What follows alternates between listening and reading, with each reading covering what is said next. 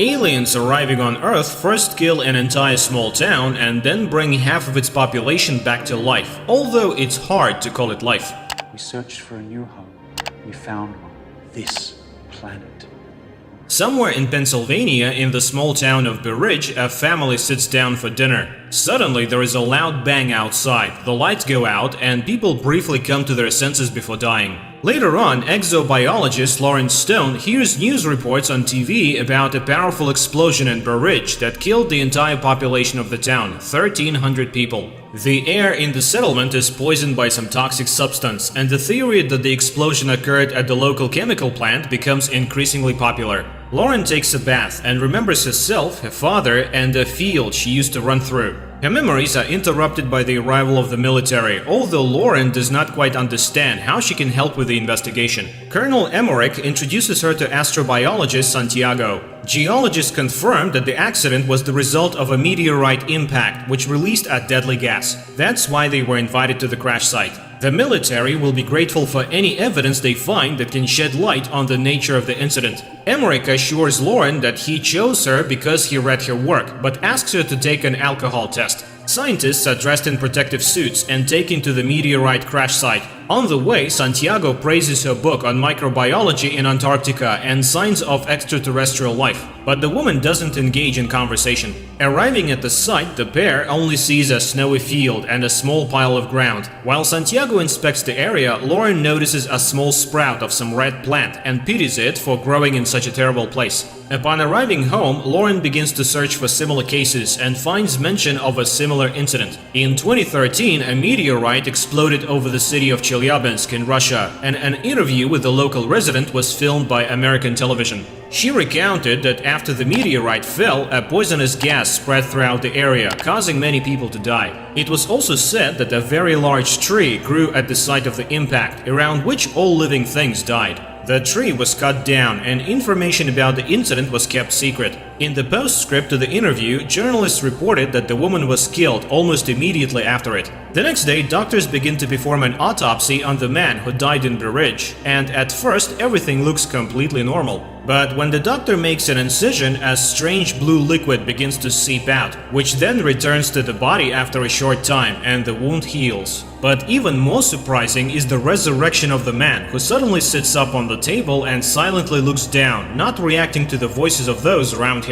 The man has no pulse or blood pressure, and his body is cold. In other words, by all indications, the man is dead. Suddenly, there are cries behind the door. It turns out that another 40 people suddenly opened their eyes and came back to life. The doctors tried to get some kind of reaction from the resurrected, but to no avail. They are all residents of the town center, who not only inhaled the poisonous gas, but also ingested some substance that led to DNA transformation. And the only thing the resurrected do is occasionally turn around. Meanwhile, Lauren tells Emmerich about the Chelyabinsk meteorite, but the people in Russia were also victims, which means that this is someone's terrible plan. But the colonel does not believe in conspiracy theories. Later, a government commission discusses the incident and proposes simply destroying the bodies before it's too late. But to get answers, all the data must be carefully studied, otherwise Manhattan could be next. Later, the woman buys alcohol and drinks it while sitting in the car, reminiscing about a trip she took with her father to a secret place. The next day, Lauren goes to a room where the revived people are sitting, and selecting a girl tells her about a book her mother used to read to her when she was a child, who has long since passed away. At that moment, her phone rings, and a photo of the red plant from the scene of the incident appears on the screen, and the girl suddenly grabs Lauren's hand. The woman tells her colleagues about this and suggests that the plant is to blame. Santiago notices that all the survivors are looking in one direction, to the north, where the crash site is located. And then the colonel confesses that they found a sapling, but they don't know what it is, because the plant is huge and continues to grow. The thing is that the area is sealed off, and the plant was only noticed when it became visible from a distance. It turns out that it wasn't a meteorite that fell on the ground, but a huge seed. A team of scientists is sent to the site, taking one of the revived with them. They bring him to an unimaginably huge tree on a cart and watch from a distance, but he remains motionless. And when people have lost all hope, the man in the wheelchair suddenly moves, raises his head, looks in surprise at his hands and the snow under his feet. And then he admits that he can't survive in the Earth's environment, so he will stay here. Upon returning, Lauren reports that the tree is generating the necessary environment for its survival, including the air that is toxic to humans. The aliens arrived on Earth through special portals that scientists call wormholes. She is bombarded with questions, revealing that she has had problems with alcohol and prohibited substances. Later, a psychotherapist calls her answering machine, who was waiting for her at a session as part of her sentence. They were supposed to discuss her childhood memories that are haunting her, but she didn't show up. At that moment, her father shows up at the door, but Lauren is not pleased to see him. He tries to start the conversation and recalls how on her 8th birthday she asked for a scientific laboratory and they gave her an old barn. However, her obsession with space spiraled out of control and her mother became worried. Sometime later, the Colonel summons Lauren again. The alien wants to speak, but only with her, as he sees her as a friend. They have prepared a list of questions and ask her to find out where they came from and why they came. The alien explains that their home is no longer suitable for their species. They were searching for a new home and found it using coordinates received from a human with the call sign Supernova 94. From that same human, the aliens learned all the strengths and weaknesses of humans. The alien asks the military to leave, and Lauren admits that the tree will soon destroy everything as it is harming the planet.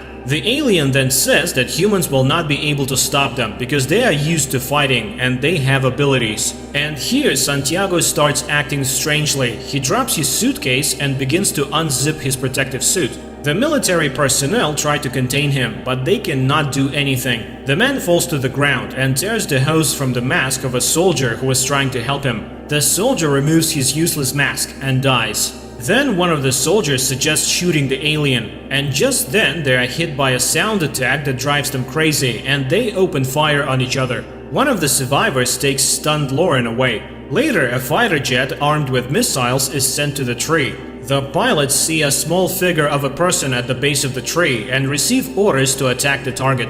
But suddenly, an impenetrable dome covers the tree. The missiles explode, causing no harm to the tree. Meanwhile, the news reports that the FBI is searching for a person with the nickname Supernova 94, who seems to be responsible for the expansion. People around the world tell stories about strange sounds that occasionally come from unknown sources. In some places, smoke emerges from the ground, killing all living things. People pray day and night, and martial law has been imposed in many countries. The earth trembles, crops die, and vegetables rot in the ground. One day, Lauren goes to her father's house, but first she approaches the locked barn, which has a sign that reads Lauren's Laboratory. But after looking at the house, she walks away and heads towards the tree. For many years, she has been tormented by the question of who or what she is. The end of the world is approaching, but she feels relief, as if she will finally live freely. And she plans to find the truth right here. She meets the alien, who tells her that the tree is undergoing transformation. Feeling the tremble under her feet, Lauren lies down on the ground and listens to the hum of the planet. The time has come, new life is growing, and all of this has happened because of her. And finally, Lauren remembers the day when her father brought her to a secret base where an unidentified flying object had been brought down. Her father left her to wait in the corridor. Bored, she wandered through the rooms, listening to her father being instructed about a powerful and hostile creature that had tried to plant something before it was shot down by the military. The girl found a sarcophagus containing the alien and reached out to the glass. Suddenly, the creature reached out and touched the glass from the other side. She screamed in terror, not understanding what strange thing was happening to her, causing her to lose consciousness. The frightened guard found her and took her to her father, but the girl looked healthy and left with her father. Only from that day on, Lauren hasn't been quite herself. She draws super complex designs of interstellar ships and writes incomprehensible formulas. At school, she constantly gets in trouble, skillfully manipulating not only her classmates but also her teachers, calling herself an alien who wants to go home. And one day, Lauren tunes a transmitter she has built and contacts a distant planet, taking the call sign Supernova 94. Her parents are horrified and forbid her from entering the laboratory. Lauren smashes toys, draws on walls, and tells her mother the date of her death. It is then that her father learns of her new DNA. The girl seems to be changing, becoming something other than human. Adult Lauren sobs in horror at her discovery, but the alien welcomes her home and she remembers telling the distant planet all about Earth. Meanwhile, mysterious egg-shaped objects begin to appear all over the planet. They emerge everywhere, in forests and cities, deserts and mountains. And one day they suddenly explode, spreading black smoke that kills all life around them. And no one can hide or survive, as the roots have already penetrated the entire Earth. The planet is no longer suitable for the human race. All earthly species and plants have been extinct. The evolution of a new species has begun, and Lauren's journey has come to an end. She's finally home.